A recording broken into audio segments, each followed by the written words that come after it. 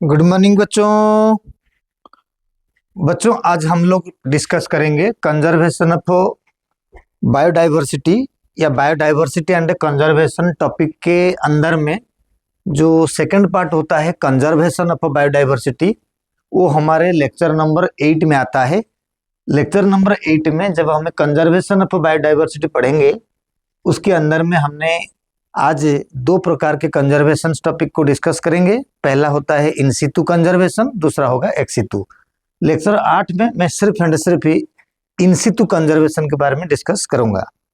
And ये जो topic है सारे सिलेबस में है, CBSE board, CUET, neat and other state board examination वगैरह में सब में ये सिलेबस है। एंड यूपीएससी का तो मेन सिलेबस ये है। लेक्चर 8 में हमें जब देखेंगे कि क्या होता है कंजर्वेशन का स्ट्रैटेजी, तो इसमें हमें पढ़ेंगे human should conserve biodiversity because of spiritual benefit. Spiritual मतलब हमें एक प्लीजर होता है अगर हम फॉरेस्ट में घूमते हैं, different type of oxygen sufficient होता है, एक फ्रेश मूड लगता है, एक पीस ऑफ माइंड पर्पस में भी हमें बायोडाइवर्सिटी को कंजर्व करते हैं। रिसोर्सेस को पाने के लिए बायोडाइवर्सिटी को कंजर्व करते हैं।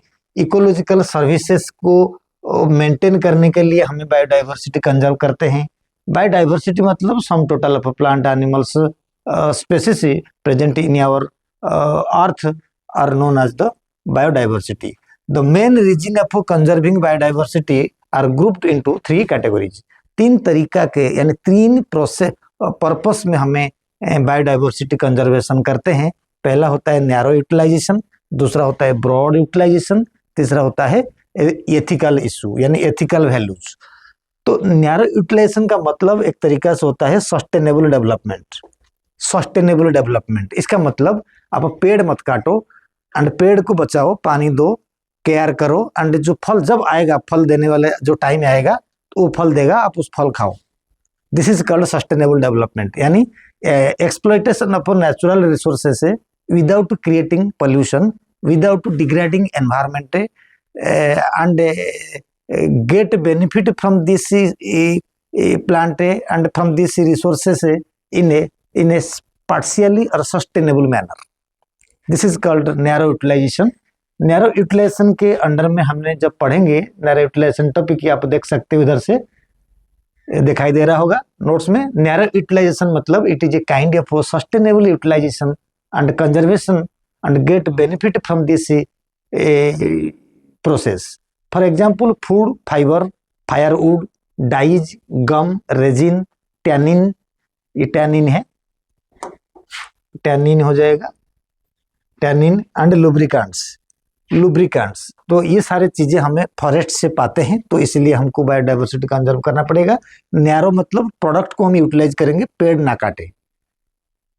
सेकंड होता है medicinal product. More than 25% drugs are derived from the plants. Plant से ही हर्ब जो प्लांट होता है, हर्बासियस प्लांट है, उससे 25% ड्रग्स जो होता है मिलता है। And 25,000 species of plant are used by native people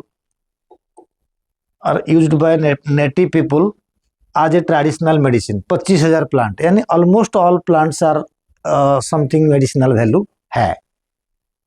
दूसरा नंबर में आता है बायोडाइवर्सिटी में ब्रॉड यूटिलाइजेशन। 2 नंबर पॉइंट में आप लिखोगे नोट्स को। Biodiversity play for the production of oxygen, pollination of flowers, aesthetic pleaser like bird watching and watching of spring flowers etcetera. तो ये सारे चीजें ब्रॉड यूटिलाइजेशन पे आता है, यानी बड़े लेवल में आता है। एंड ये बायोडाइवर्सिटी का कोई प्राइस टैग नहीं है। मान लीजिए मार्कर का कीमत होता है 100 रुपया, तो इसका कि प्राइस टैग लगता है। तो बायोडाइवर्सिटी के लिए कोई प्राइस टैग नहीं है। ऑक्सीजन नहीं होगा तो मर जाएंगे, तो इसका कोई कीमत ही नहीं है। यानी ये इतना वैल्यूएबल है तो इसका कोई कीमत नहीं है। No price tag will be applicable for the biodiversity. It means it is our life.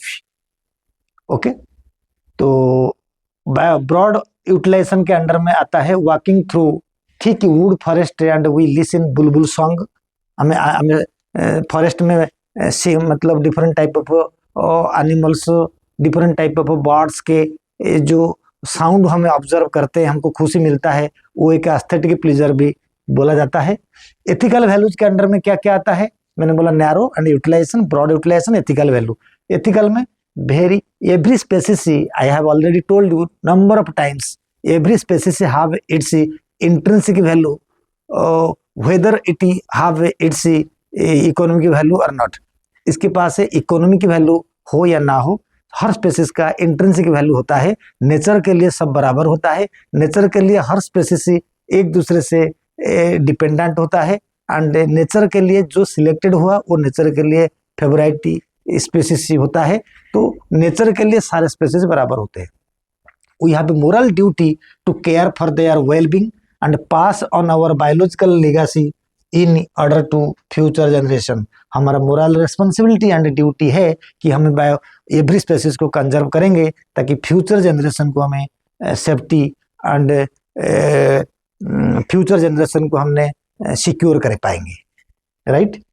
Second topic जाएंगे, अप्रोचेस टू बायोडाइवर्सिटी कंजर्वेशन। किस तरीका से हमने अप्रोच करेंगे, कंजर्वेशन का तरीका क्या है। कंजर्वेशन का तरीका बेटा क्या होता है ना, दो तरीका बोला था। हमें इस लेक्चर 8 में पढ़ेंगे इन सितु कंजर्वेशन के बारे में, ये लेक्चर 9 में कर देंगे। इसको मैंने लेक्चर 9 में कर दूंगा, ये हो जाएगा हमारा लेक्चर नंबर 8। यही है हमारा लेक्चर 8 का मेन कंटेंट, इन सितु कंजर्वेशन। बेटा ये जो इन सितु कंजर्वेशन के अंडर में सबसे पहले ये इन सितु कंजर्वेशन होता क्या है ना। In situ conservation means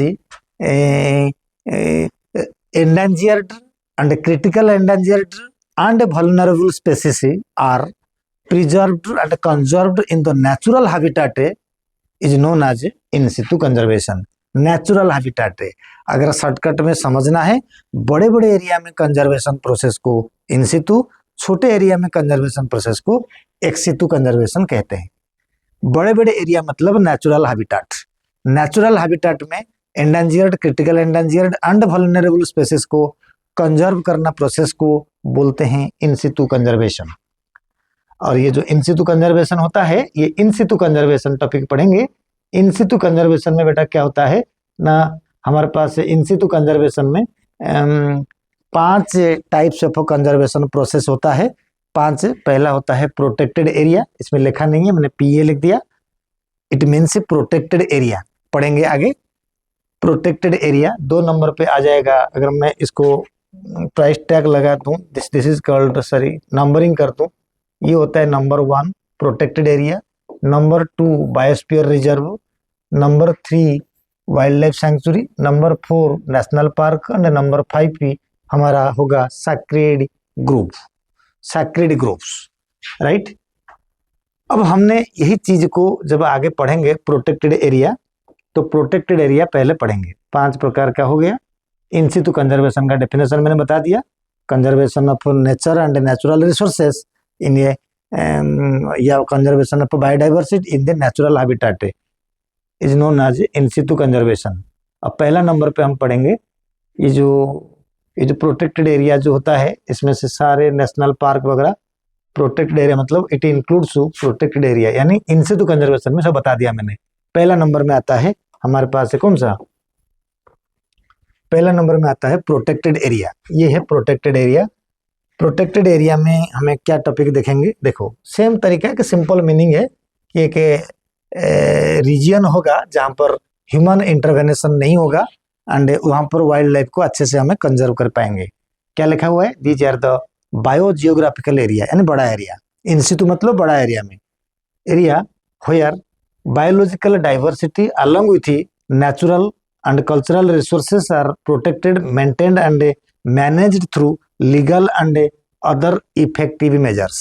legal तरीका से बायोलॉजिकल डाइवर्सिटी को प्रॉपर तरीका से प्रोटेक्टेड एंड कंजर्व किया जाएगा, उसको बोलते हैं प्रोटेक्टेड एरिया। और 2 नंबर पे मेन टॉपिक हमारा है बायोस्फीयर। व्हाट इज बायोस्फीयर ना, biosphere reserve, it is A special category of protected area of land and coastal environment where people are the integral component of the system। अभी दिखाऊंगा क्यों people integral part होते हैं। It is a new approach of conservation coined by the Vladimir Vernadsky, Vladimir Vernadsky पहले biosphere का coined किया था। Biosphere reserve was initiated in the 1975 under the MAB programme of UNESCO. बच्चों मैंने आपको ecology topic के अंदर में, अगर आपको यूनेस्को मैप कम समझ में आता है, मेरा पहला video ecology organising and population का पहला नंबर लेक्चर है, जिस लेक्चर में मैंने पूरे यूनेस्को के ऊपर टॉपिक ही पढ़ा रखा हूँ। आप अगर थोड़ा समझना है तो आप उधर जाकर पढ़ लो, या मैं 2 लाइन इधर से दोबारा कहता हूँ, सुन लो। एक्चुअली 16 नवंबर 1945 में यूनेस्को का शुरुआत हुआ।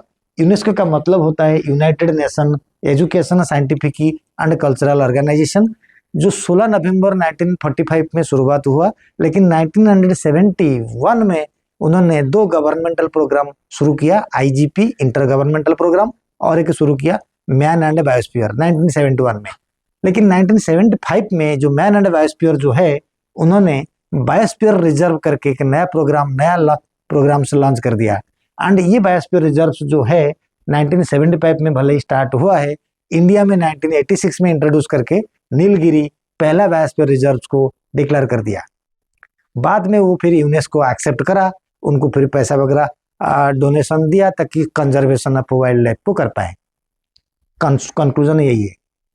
अब सवाल यही है कि जो बायोस्फीयर ये हुआ, each biosphere reserve should fulfil the 3 basic functions like conservation, sustainable development and logistic support. यही 3 फैक्टर को हर बायोस्फीयर रिजर्व सपोर्ट करना चाहिए। कई बार हमने भी अपने प्रोफेसर के साथ घूमते, मतलब किसी बायोस्फीयर को, किसी एरिया को, किसी प्रोटेक्टेड एरिया को बायोस्फीयर डिक्लेयर करने के लिए कोशिश किए थे, हमारा प्रोफेसर किया था। यानी मेरा ये कहने का मतलब है कि अगर कोई प्रोटेक्टेड एरिया ये 3 टॉपिक को सपोर्ट करता है, सेटिस्फाई करता है, तो उसको बायोस्फीयर रिजर्व डिक्लेयर कर दिया जाएगा इंडिया गवर्नमेंट के द्वारा। तो biosphere is divided into 3 zone. सबसे पहले इसको मैंने हाथ से बनाया। बायोस्फीयर को 3 जोन में डिवाइड करते हैं। ये जोन देखो, सबसे पहले जो बाहर वाला एरिया होता है बायोस्फीयर का, उसको बोलते हैं ट्रांजिशनल जोन। ट्रांजिशनल जोन, उसको मैनिपुलेशन जोन भी कहते हैं। जो मैनिपुलेशन जोन होता है, इसके अंदर में क्रॉपिंग होता है। जो लोग रहते हैं ना, वही रहते हैं ऊपर ऊपर, वहां पर लोग सेटल करते हैं। देखो कहीं किसी हिल को देखोगे, कुछ लोग हिल के ऊपर भी खेती बाड़ी करते हैं, यानी वो उसका ट्रांजिशनल जोन है। वहां पर क्रॉपिंग होता है, वहां पर ह्यूमन सेटलमेंट होता है, ये सब चीजें होता है, उसको बोलते हैं ट्रांजिशनल जोन। उसके नीचे वाला और जो लेयर एक होगा, उसको बोलते हैं बफर जोन। बफर जोन में different type of experimentation, spelling ठीक से लिख लोगे, एक्सपेरिमेंटेशन, मैंने एक्सपेरिमेंट शॉर्टकट कर दिया। Experimentation, research and other educational activities आपका बफर जोन के अंडर में होता है। लेकिन सबसे अंदर जो होता है कोर जोन, ये जो लास्ट लाइन है, कोर जोन होता है, it is undisturbed and legally protected areas और प्रोटेक्टेड इकोसिस्टम्स है। वहां पर अगर जंगली जानवर होते हैं, यानी वाइल्ड लाइफ का मतलब टाइगर, एलिफेंट वगैरह, उसके अंदर में रहते हैं। एंड ये चारों तरफ फॉरेस्टर रेंजर के द्वारा प्रोटेक्ट किया जाता है इसको, ताकि कोई भी टाइगर एंड एलिफेंट या लायंस होते हैं जो बाहर ना आ जाए, वो नहीं आ पाते हैं, बाहर नहीं आ पाते हैं, उनको प्रोटेक्ट करके रखा जाता है। तो ये हाईली प्रोटेक्टेड इकोसिस्टम्स होते हैं। ये 3 एरिया को बोलते हैं, ये स्ट्रक्चर ऑफ द बायोस्फीयर। ठीक है, अब ये बायोस्फीयर स्ट्रक्चर के बाद हमें दोबारा देखेंगे कि देयर आर कितने बायोस्फीयर होते हैं ना, 686 biosphere reserves present in 122 countries. 122 country को मिलाकर इतने बायोस्फीयर रिजर्व एक्चुअली होते हैं। एनसीईआरटी में 425 लिखा हुआ है, यानी अगर डाटा बढ़ गया है, पुराना एनसीईआरटी या एनसीईआरटी में डाटा कम दिया हुआ है, ऐसा क्वेश्चन कभी नीट में नहीं आता है, ध्यान रखना। नीट में वही आएगा जो फैक्ट है, जो एक्यूरेट है। भले ही एनसीईआरटी में कभी कभी गलत हो जाता है, लेकिन नीट में कभी क्वेश्चन से गलत आया नहीं। तो 425 biosphere reserves was authentically reported in NCERT, सही बात है। फिर but 18 biosphere reserves exist in the India. बेटा पूरे वर्ल्ड में कितने? एनसीईआरटी कह रहा है 425। 686 मैंने 4-5 साल पहले सेटिंग करा था, यानी अब वो बढ़ भी गए होंगे, लेकिन एनसीईआरटी कह रहा है 425 बायोस्फीयर रिजर्व्स। इंडिया के अंदर में एक्चुअली 18 बायोस्फीयर रिजर्व्स है, लेकिन 14 मेंशन्ड इन द एनसीईआरटी। देखो एनसीईआरटी को डाटा अभी तक भी मिला नहीं। मैंने आज से 20 साल की बात पहले, पिछले की बात कर रहा हूँ, 20 साल पहले यानी 2005-6 की बात करता हूँ। उस टाइम पे एनसीईआरटी में एक इंडिया मैप था जिसके अंदर में बायोस्फीयर रिजर्व को ग्रीन डॉट में रिप्रेजेंट किया जा रहा था। उसके अंदर में मैंने नोटिस करा कि हमारे उड़ीसा में एक बायोस्फीयर रिजर्व बढ़िया सा सिमिलीपाल है, लेकिन उस बुक में नहीं था। यानी एनसीईआरटी के अंदर में सारे बायोस्फीयर रिजर्व जो इंडिया में है, जो एक्चुअली 18 बायोस्फीयर रिजर्व है, एनसीईआरटी में 14 बायोस्फीयर रिजर्व लिखा हुआ है। यानी डाटा अभी तक भी एनसीईआरटी को मिला नहीं। तो अगर नीट वाले क्वेश्चंस देंगे तो आंसर 18 ही होगा, एनसीईआरटी को सही नहीं माना जाएगा। ओके, आगे चलते हैं, देखते हैं। But only 11 biosphere reserves are recognised by the UNESCO. अगर एनसीईआरटी कह रहा है 14, टोटल एक्चुअली 18, 11 बायोस्फीयर रिजर्व को यूनेस्को रिकॉग्नाइज करा, क्योंकि जिनको रिकॉग्नाइज करेगा उनके लिए यूनेस्को फंड प्रोवाइड करेगा, पैसा देगा, इसलिए 11 को अभी तक हुआ है। अब हमारे पास कहानी है, ये बहुत इंपॉर्टेंट टॉपिक है। बायोस्फीयर रिजर्व इंडिया जो होता है, एक एक करके हम देखेंगे क्या क्या है। एक नंबर में आता है नीलगिरी, तमिलनाडु, कर्नाटका एंड केरला तक, ये तीनों स्टेट के अंदर में ये फैला हुआ है। 5520 स्क्वायर किलोमीटर एरिया के अंदर में ये फैला हुआ है नीलगिरी। एंड इंडिया इस नीलगिरी को अप्रूव करा था 1/8/1986 में। ये एक वेजिटेशनल बायोस्फीयर रिजर्व है। एंड यूनेस्को इनको 2001 में अप्रूव कर लिया था। इसके अंदर में कीस्टोन स्पेसिस जो होता है, इसीलिए नीलगिरी था। तो Nilgiri, tahr and lion tailed बगरा एनिमल्स वाइल्ड लाइफ इसके अंदर में कीस्टोन स्पेसिस होते हैं। 2 नंबर के अंदर में देखेंगे सुंदरबन जो होता है वेस्ट बंगाल में है। ये 9630 स्क्वायर किलोमीटर के एरिया में फैला हुआ है। 1989 में ये इंडिया के द्वारा अप्रूव हुआ था। It is a kind of delta. वहां पर river water and Bay of Bengal का मिक्सचर हुआ है, इसलिए इसको डेल्टा बोलते हैं। 2001 में इसको यूनेस्को रिकॉग्नाइज करा था। Bengal tiger and mangrove vegetations are the keystone species in Sundarban biosphere reserve. 3 number में हमें जरूर कहेंगे नंदा देवी, उत्तरांचल में है नंदा देवी। इसके अंदर में 5860 स्क्वायर किलोमीटर एरिया में ये फैला हुआ है। ये 1988 में ये इंडिया के द्वारा अप्रूव किया गया था। एंड ये वेस्ट हिमालयन एरियाज के आसपास होता है। 2004 में यूनेस्को इसको रिकॉग्नाइज कर लिया था। इसके अंदर में जो कीस्टोन स्पेसिस होता है वो स्नो लियोपार्ड होता है। 4 नंबर में गल्फ मानर होता है बायोस्फीयर रिजर्व, ये तमिलनाडु के पास है। एंड 10,500 स्क्वायर किलोमीटर एरिया में फैला हुआ है। ये कि कोस्टल बायोस्फीयर रिजर्व है। 18/2/1989 में ये डिक्लेयर किया था इंडिया के द्वारा। एंड 2001 में ये क्या हो गया था कि यूनेस्को के द्वारा रिकॉग्नाइज कर लिया गया था। सी काउ, डॉल्फिन, व्हेल, ये सब जो है इनके कीस्टोन स्पेसिस है। 5 नंबर में नॉकरेक, ये मेघालय में सिचुएटेड है।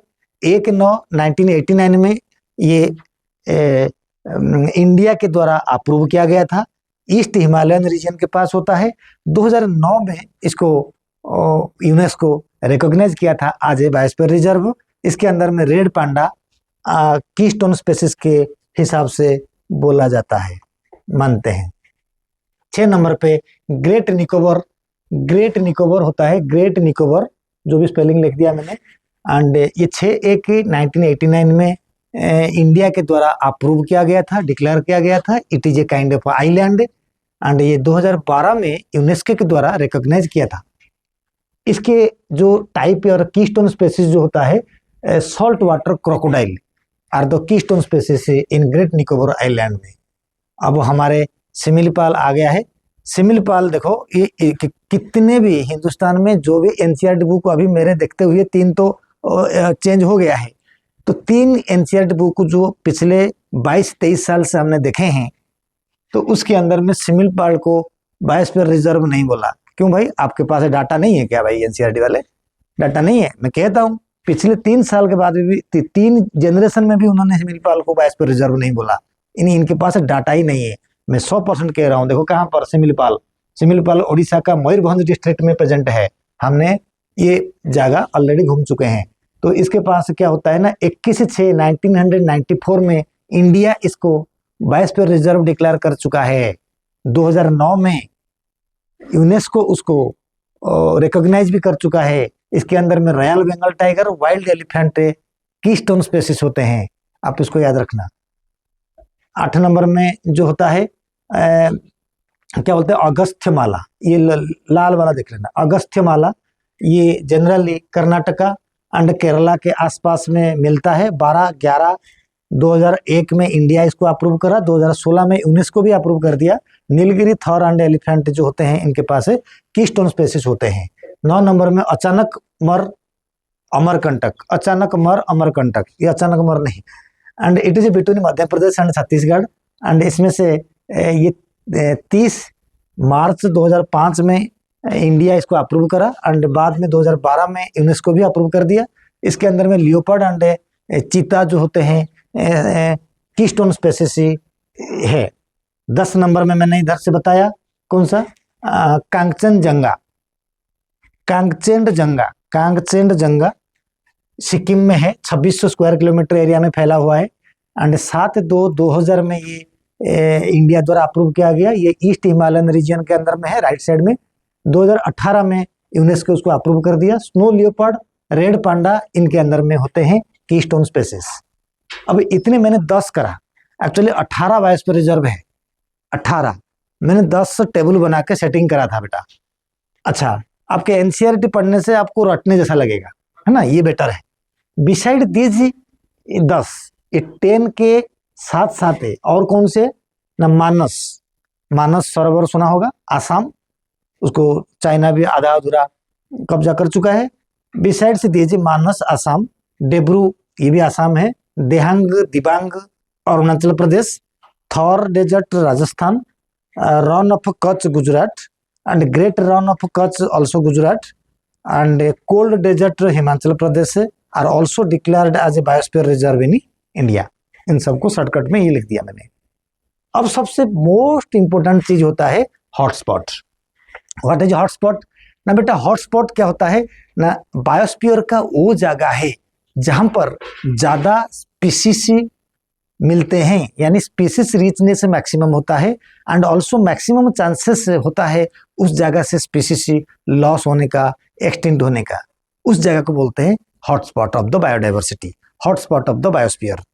तो अब देख लो क्या लिखा हुआ है, Mayer proposed the term hotspot, ठीक है। The area which have maximum species richness and more chances occur to extinct in the wild is called hotspot.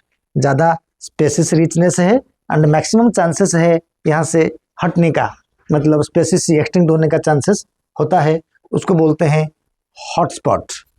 In hotspot तो स्पीसीज रिचनेस, बड़ा इंपॉर्टेंट चीज ये है, स्पीसीज रिचनेस एंडेमाइजिम, यानी उस जगह पे जो स्पीसीज मिलते हैं वो कहीं और नहीं मिलते हैं, उस जगह पे जो स्पीसीज मिलता है वो कहीं और नहीं मिलता है।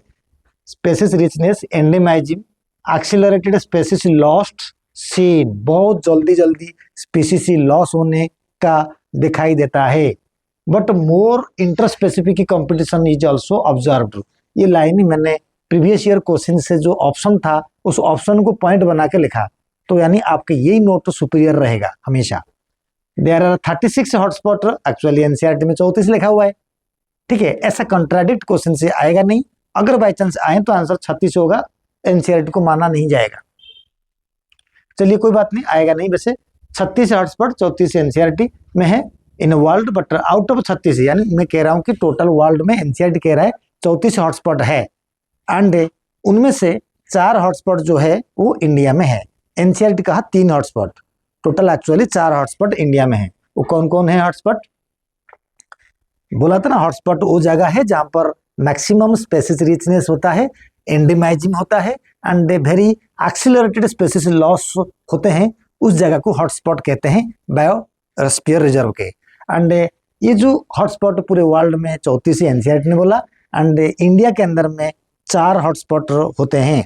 क्या क्या होता है? The eastern Himalaya, right side में, इंडिया को ऐसे देखोगे तो अपने राइट साइड में eastern Himalaya and the western Ghat Sri Lanka, यानी वेस्टर्न घाट एंड श्रीलंका अगर तुम देखोगे ड्रॉ करोगे, आपका ड्रॉ करते वक्त आपका हमारा इंडिया मैप का लेफ्ट साइड में जो कोनिकल स्ट्रक्चर है हुआ है हमारा डाउन में साउथ साइड में, तो उसमें से वेस्टर्न घाट अगर मैं चाहूँ दिखाने के लिए एक चीज़ अगर मैं दिखा दूँ, सपोज ये देखो, ये अगर सपोज हम कहते हैं इसको इंडिया मैप, ये अगर ऐसे इंडिया मैप हम बनाते हैं, this part is called western घाट।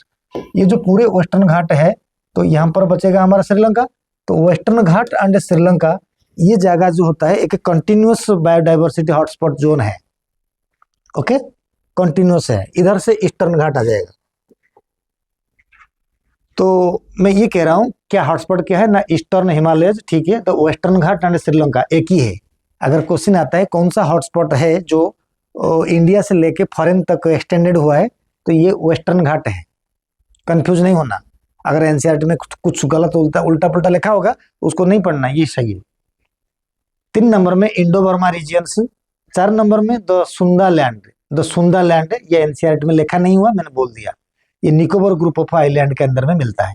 यानी टोटल 4 होता है हमारा इंडिया का हॉटस्पॉट। डन। अभी 2 more hotspot are also declared for their unique foliage and animal species such as the Sundarban कौन सा है? सुंदरबन में हमारा मैनग्रोव वेजिटेशन से होता है, बंगाल टाइगर होते हैं एंड ये के यूनिक इकोसिस्टम्स होता है वहां पर, इसलिए बुलाया गया है। द तेराई द्वार साभाना ग्रासलैंड, इसको भी हॉटस्पॉट बता दिया गया है।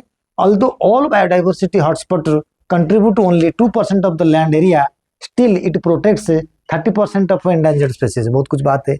ये टोटल हॉटस्पॉट जो है 2% एरिया को कवर करता है, लेकिन 30% वाइल्ड लाइफ को, एंडेंजर्ड स्पीसीज को कंजर्व करने में मदद करता है, कंजर्व करने में मदद करता है। तो बहुत इंपॉर्टेंट एंड अच्छी बात बायोडाइवर्सिटी का ये है। अब हमें देखेंगे इसके साथ नोट पॉइंट में जब जाएंगे, दूसरा आ जाएगा हमारे 2 नंबर गया बायोस्फीयर रिजर्व। और 3 नंबर 4 नंबर में आएगा wild life sanctuary and national park. ये शॉर्टकट में है, 3 नंबर 4 नंबर में मैंने बता दिया। क्या होता है देख लो।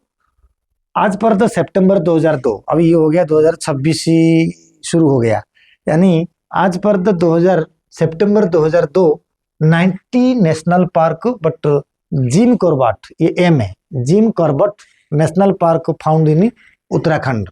अब ये सबसे बड़ा है और सबसे पहला है। Rajaji national park Uttaranchal, Dudhwa national park Uttar Pradesh. Currently rhinoceros are introduced there. ये सब पुराना क्वेश्चन था इसलिए मैंने डाल दिया। आज पर तो सितंबर 2002, अगर 3 नंबर कहेंगे 1 2 3, 4 नंबर में आ जाएगा जो वाइल्ड लाइफ सेंचुरी। आज पर तो सितंबर 2002 448 वाइल्ड लाइफ सेंचुरी, शायद एनसीईआरटी का है ये, 48 wildlife sanctuary are present. बस सिर्फ वाइल्ड लाइफ सेंचुरी बोल दिया। हमारा चिली का होता है बाढ़ सेंचुरी, नड़बन बोलते हैं उसको। भरतपुर राजस्थान का बाढ़ सेंचुरी भी होता है। तो इस बाढ़ सेंचुरी गिना गया है, 448 बाढ़ सेंचुरी इंडिया में है। अब हमें इसी इंडिया में जो बाढ़ सेंचुरी होता है इसमें देखेंगे 5 नंबर में मोस्ट इंपोर्टेंट टॉपिक होता है हमारे इन सितु कंजर्वेशन का। 5 नंबर पार्ट होता है कौन सा ना, सैक्रेड ग्रुप। बेटा what is the meaning of a sacred group ना? Sacred groups are the highly landscape area, यानी पहाड़, यानी हिल होता है, hills. Sacred groups are the highly landscape area where it is the last place for protection and conservation of biodiversity. यानी sacred groups are the, इधर देख सकते हैं हमने, सैक्रेड ग्रुप्स आर द, ये लिख दोगे, sacred groups are the last refugee. Refugee का मतलब होता है place for protection and conservation of wild life. Last refugee for the large number of rare and threatened plants, मतलब sacred groups are the last refugee for the protection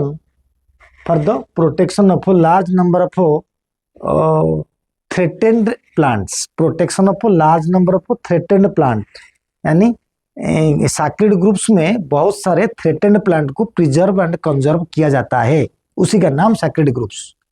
these are undisturbed forest surrounded by highly landscape, बोला था these are undisturbed forest, highly landscape द्वारा सराउंडेड होता है, यानी हिल वगैरह होता है और क्या, ठीक है। Such forest includes a number of rare endangered and endemic species and no human being activities are allowed there, यानी उसके अंदर में ह्यूमन बीइंग को एक्टिविटी करने का कोई परमिशन नहीं है।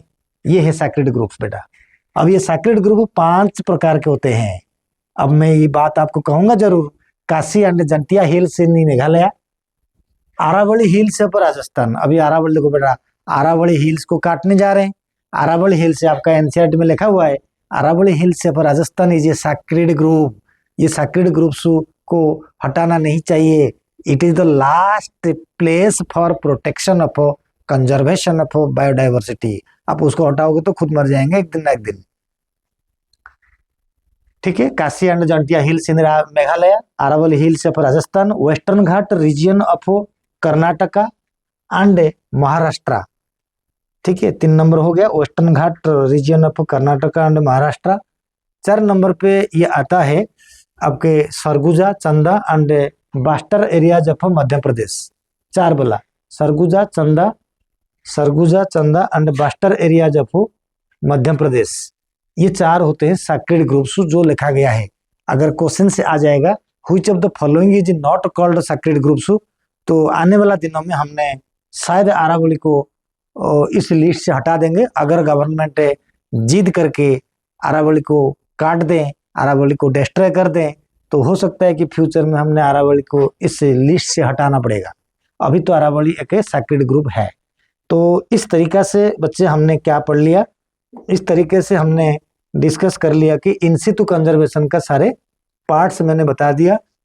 इन सितु कंजर्वेशन के अंदर में इन सितु कंजर्वेशन जो होता है, क्या होता है ना, हमारा इन सितु कंजर्वेशन